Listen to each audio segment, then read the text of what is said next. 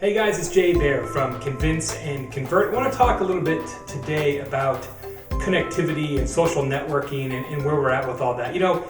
Originally when Twitter first started, it really was amazing. It closed the gaps that were between us, and there really are a lot of gaps between us as individuals in society now. When you think about it, almost everything in this country that requires physical participation, whether it's PTA or Rotary Club or churches or Kiwanis Club, all of those sort of organizations are seeing declining participation, declining membership. Why is that? Well, every year in the United States, we put up productivity gains, 2-3% typically, but yet, especially recently, we actually have a declining workforce.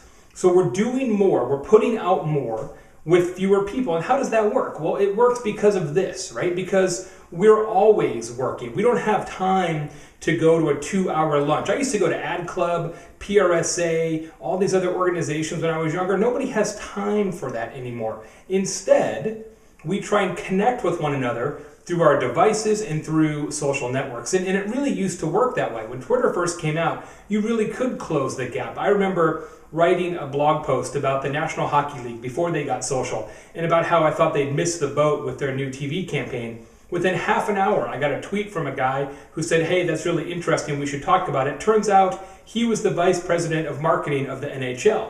And that was amazing. Those kind of kismet kind of moments happen all the time on Twitter. They actually really haven't happened as much on Facebook. And I think it's because Facebook was always intended to be for your friends. It was always intended to be amongst the people that you actually know. And even for me personally, still, I'm really Facebook connected primarily to people who I actually know personally. I know other people use Facebook differently, but that's how I've always used it. So Twitter was always the place where you sort of bump into somebody, sort of that accidental conversation that could lead to something really fantastic. But then a strange thing happened. Twitter got popular. And popularity is the enemy of connectivity. When all of a sudden you don't have sort of a smallish group, you have a massive millions and millions of person group, it becomes harder for those little moments to occur.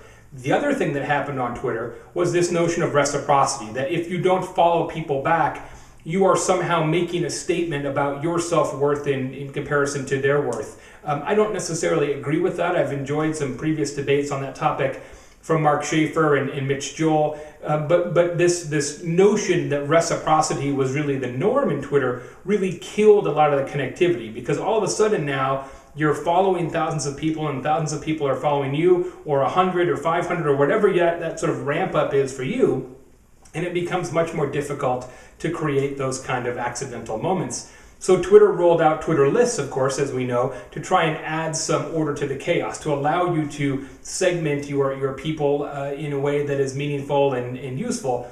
But it's hard to do that ex post facto, right? Doing Twitter lists once you've been on Twitter for a while is like pinstriping a car while it's moving. It's a very difficult proposition. And that's why I like what Google Plus has done. Google Plus has built an entire social network around the notion that, you have different relationships with different people. You want to share different sides of yourself with different people. That yes, personal and professional are colliding, but not entirely. And thus, with their circles paradigm, you create those categories, you create those buckets on the fly from the very beginning of the service, not down the road the way Twitter did.